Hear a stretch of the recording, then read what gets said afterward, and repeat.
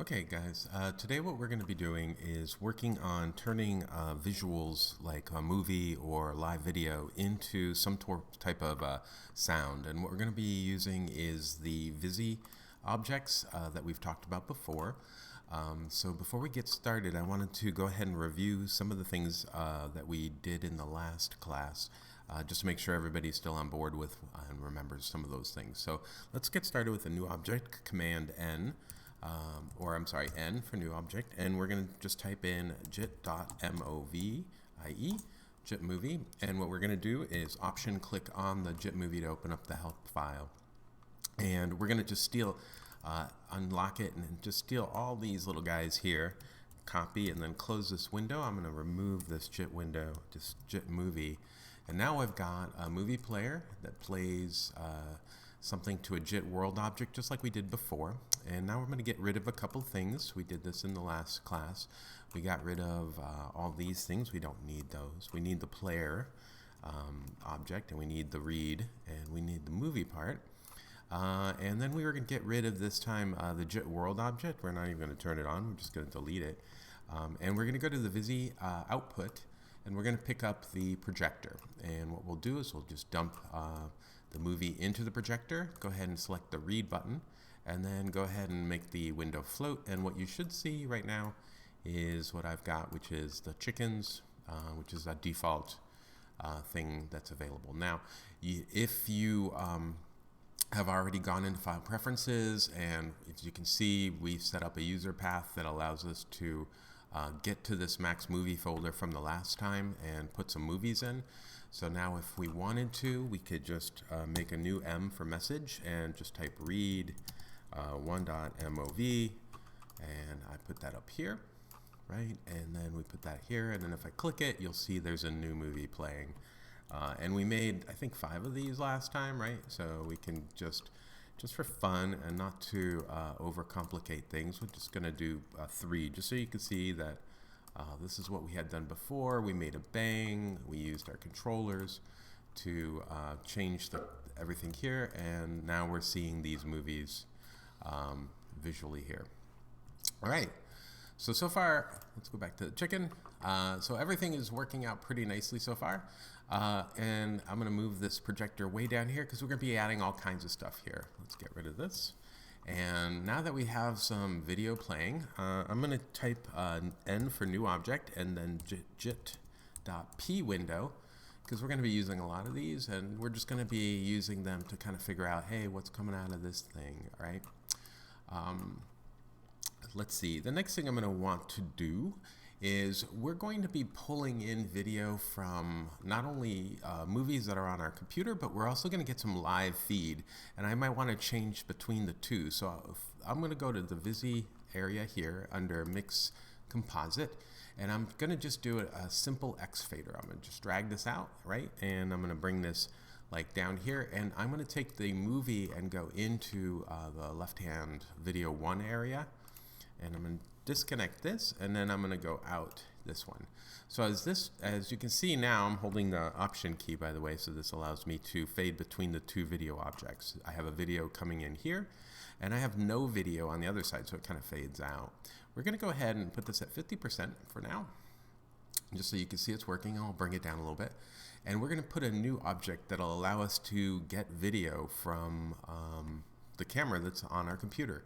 At this point, you'll probably see me, so apologies right away, but let's go to the Vizzie objects, and this is an input, right? Because that's what we're going to be using, and we're going to just select grabber, and we're going to put it over here on the right-hand side and let go.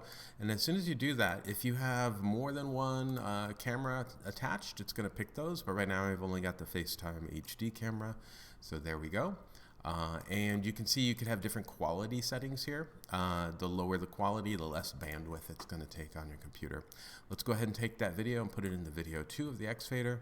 And now you can see right here that I've got the mix of my chickens and my head. And it's blurry because I really don't need that much stuff right now. So let's keep it on chickens. You guys don't need to be continuously seeing my head. And the next thing I want to do, look, I'm just going to move this up in between both of these here. We're going to be getting some stuff out here. Now, I want to talk a little bit about the following thing. I want to talk about red, green, and blue channels. The computer screens that we see have 3 different channels. Each channel looks black and white, but it pushes out a certain number of pixels based on the color of those pixels. So if you take green pixels and you push them out and then you mix them with another channel called the red channel, it will give you yellow. So red and green make yellow because these are additive color blending, right? It's not like paint. Otherwise this would be brown or black, right? And when you take blue and you mix it with red, you get magenta, and then green with blue, you get cyan. If you mix all 3 colors, you get white. So that's how kind of color mixing works. For the pixels that you're actually looking at right now on this YouTube channel. And what I want to do is I want to show you that. So I'm going to type in a new function. It's going to be JIT, it's a new function n, and then jit.matrix. And what I'm doing here, boom, bam, is I'm going to turn this video feed that's blue into a green feed. And we talked about this in class. This is a texture, an OpenGL texture, so it's using your GPU, which is great. This is not so great. This is using your CPU, your computer processor, which you need for audio, so not so great. But I do want this to show you this next function, so n for new, and then it's jit.unpack. Jit.unpack. Let's see, maybe I misspelled it. Jit.pack.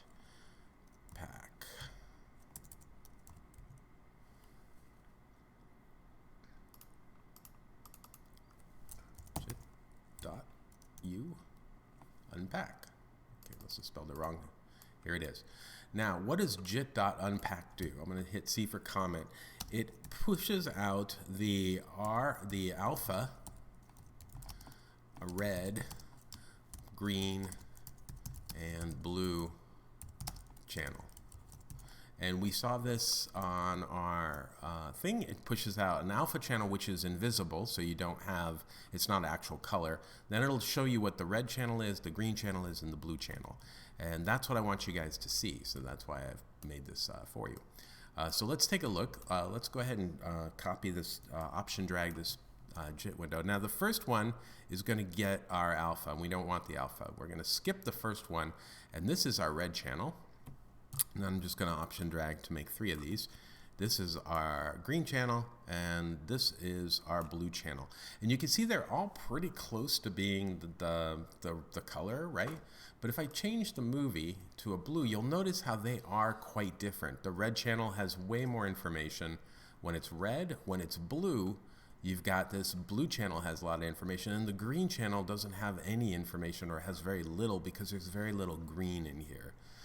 So this is an important thing because what we're going to be doing for this class is we're going to be taking that channel information, and we're going to use the amount of a color in this screen, like the amount of white in the red or the amount of white in the blue, to create some data. Some data that will actually make a note, right? Play, and that will allow you to create music. So in order for us to create a note, I'm going to just go back to chickens here. Let's go ahead and hit the N for new button and type make note, right? And then we're going to option click on it. And I'm just going to go ahead and steal this whole thing. Command C, close this up, delete it. And oops, I'm going to go ahead and Command V. And that's going to dump in our stuff. And you can see this allows us to play based on notes, right? So if I were to feed it a note, it would like 43, it would play this. Makes sense. All right, so now we've got a way of like playing some stuff. I'm also going to change the note out to note out 1 because I'm going to make a new function, pgm out. And I am going to make this PGM out for the note 1, and I'm going to feed this a message of 15. This will give me a different instrument. I guess we have 127 different instruments available. So if I were to click on this 15 and snap, you'll notice that now we have xylophones, which is kind of, I think, a nicer thing to be listening to when we're hearing random sound. All right, I'm going to just move this down here. As you can kind of see, it's down there. Now we just need some, like, I don't know, some notes, right? Just so we can randomly hit those things. So let's go ahead and do that next. So we're going to go to our Vizzie object, and we're going to go to the utility, and I'm going to select Vizzie converter. And this is the nice thing that we are going to be using to convert from a visual like picture into some data, right? And here's how it works. I'm just going to drag this and hold the shift key down so it plugs in here. And so right now we've got it going here. I still want the actual video going to the projector, so I'll get rid of that. So we've got two feeds, one that goes to the Vizzie converter and one that's going to our projector right here. You'll notice that you can output it into different forms, like voltage, which is like for MSP, but the MIDI is what we're interested in. And so I'm just going to type M for message, and I'm going to feed whatever is there into this message box, and I'm going to make it bigger for you so you can see what this is. And you can kind of see right now that it is jumping around a lot. There we go. That's much better. So this MIDI, the stuff that's coming out of here is the average of the green channel. And you can see the green channel right here. Now watch this number as I crossfade to, I'm going to change the movie. Let's try that. And you'll notice that this channel has much less information. So you'll notice the numbers are like between 1 and 10, right?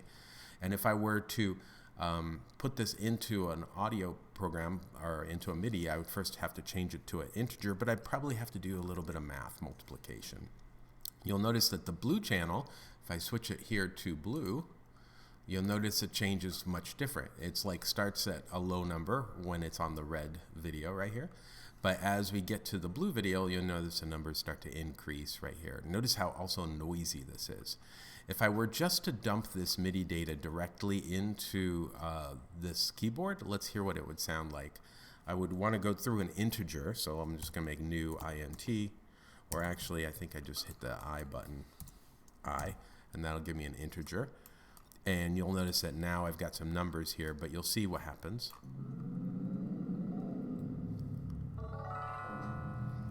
So what we're seeing here is actually what we're hearing, but we're hearing it very quickly, right? There's no one note at a time type of thing, right? This is like just a ton of data being quickly output. So we want to kind of control that, and that's why I have this message box. Now we know with a message box we could change the message just by doing this, and if I wanted to push it out to an integer, like you'll notice I can just put the I button here. Nothing's happening until I bang this button right here. So let's hit a B for bang. I'll make this big so you can see it. There we go.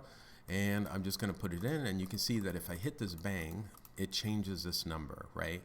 And we all know that we can actually, instead of doing this manually, we can hit N for new box and then METRO.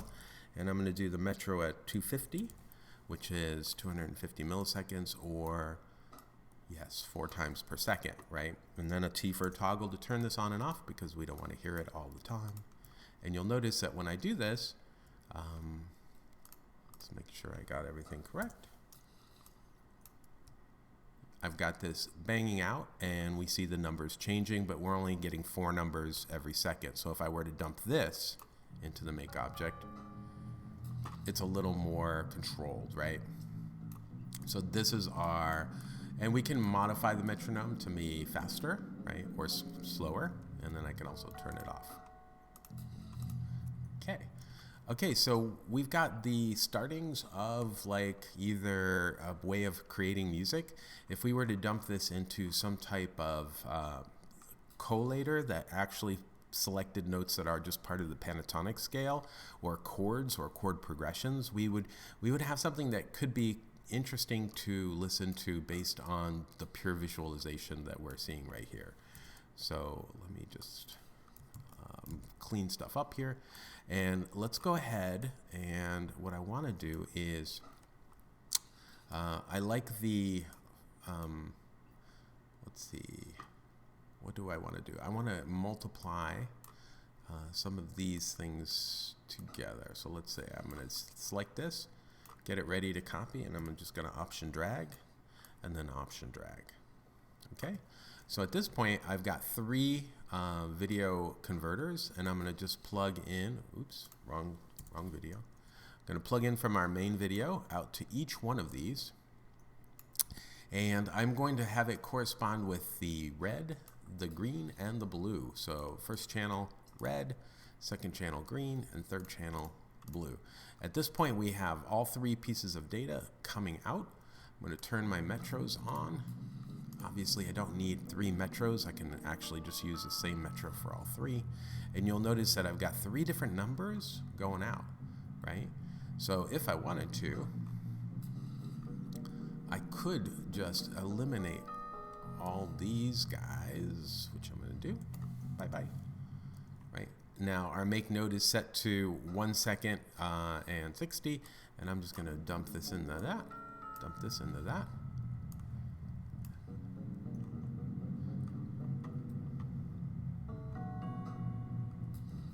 And you can see if I stop,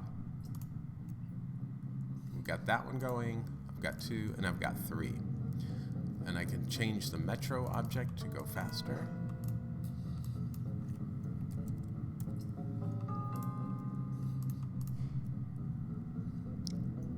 Okay, so we've got 3 different channels pushing out 3 different pieces of information, and that's going into a make note, and we're getting to actually hear what we're visually seeing here.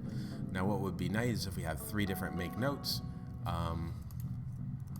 with 3 different instruments, or like we were able to like push these out in a different way that allowed more different chords to happen. But right now that's what we're doing. Now there's another thing that we could do with this data, and again, because we have this a live video feed, we could actually use things like surfaces like this. And you can see when I show you what's going out of that, I'm just going to switch my crossfader here, like locked patch, and change it just to me.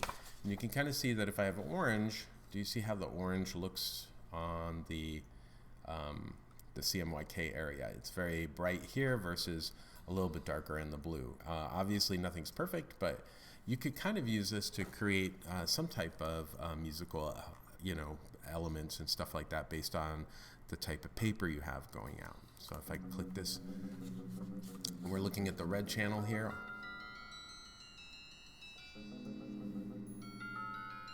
So this gives me a little control, and if I had different pieces of paper, which I do, or different like colors, there's green. As you can see, the red has very little green, but the green has a lot of green, right? So you could do different things with just working this part right here in front of us, the video camera. I'm going to turn the metro off here too.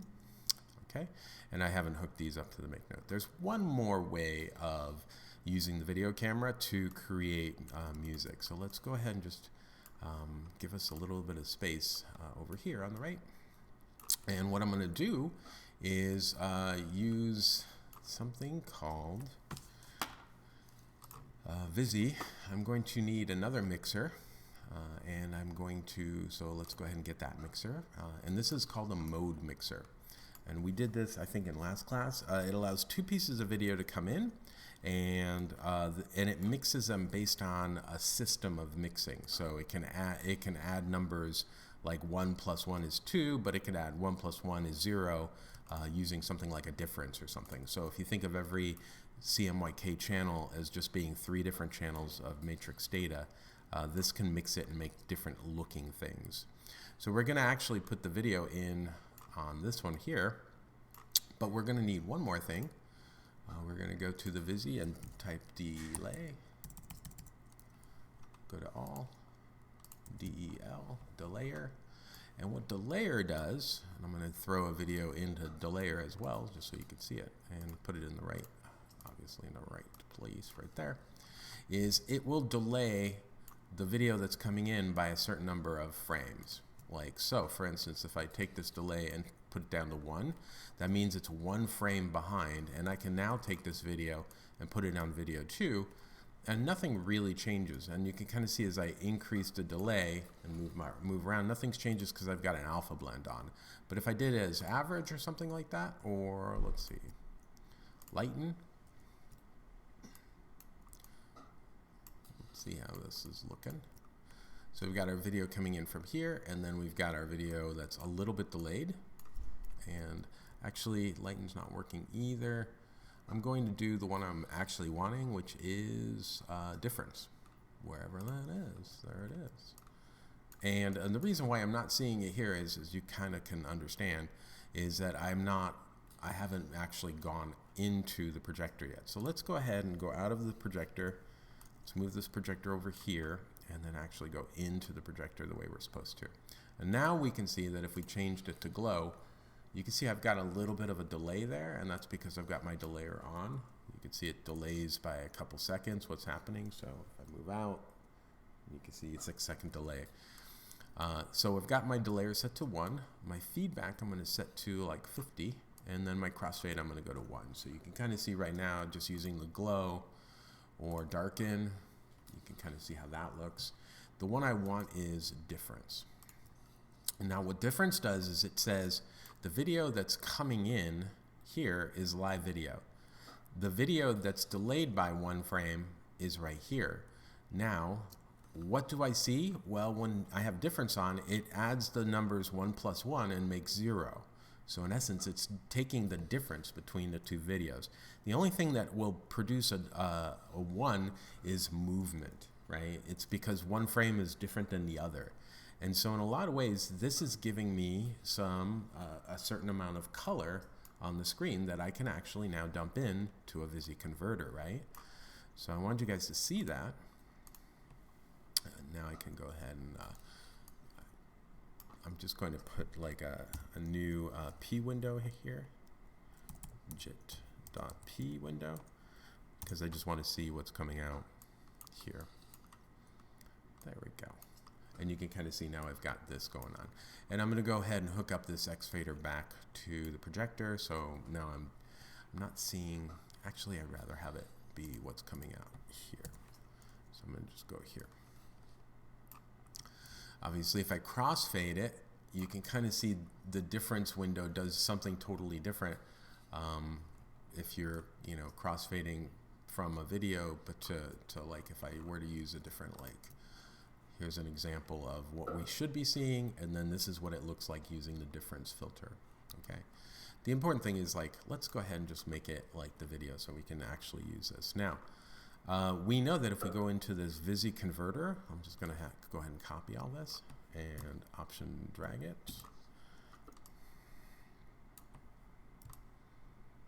And then I'm going to go that video into the video here. And you'll notice that if I don't move, the number is nice and low.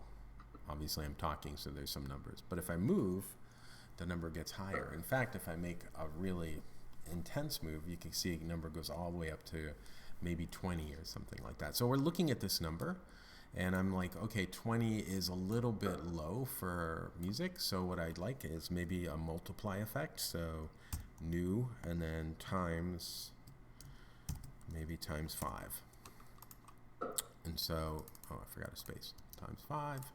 So that's going to take whatever I bring in, multiply times 5, and then whatever comes out will be 5 times bigger. So a nice low number is going to be low, but then when we multiply times 5, and did I put it in the wrong place? Oh, and I forgot the metronome. Remember, we have to bang this out, so let's go ahead and bang it out. And you can see now I have numbers between, let's see, how low can I go? 10 and 40, 45 or something like that. And you can multiply this. Now, if you want to multiply it times 5 point, that's going to give you a float. And so now the numbers are a little bit more, because before it was like taking a number that's a float, multiplying it times an integer, and that's why the numbers were like staggered or stepped. Now you see you're going to get a little bit more nuanced numbers, which we can now take and put it into our make note. Let me make the metronome a little faster. Let's do 50.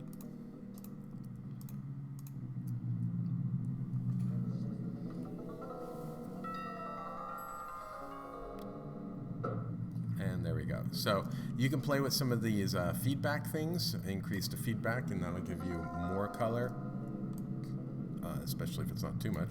And you can change the delay so you're on the screen for a little longer.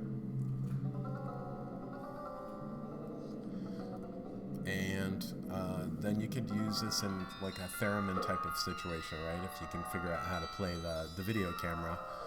Plus you get some of the interesting effects. And then now, because we have crossfade on, we can actually use any of the fades that we have here. And we can change our delay and do some other things. And this is a way of like hearing that video, right? So if I change the video to this one, and right now we're only we're seeing the delayer, right? That's the number that is right here. That's what we're seeing. Here's what chickens sound like when they're moving.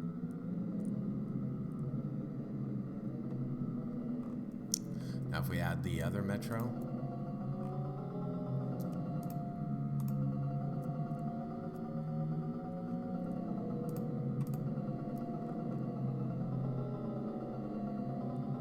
okay, and that's a little bit about, just gonna turn all this off.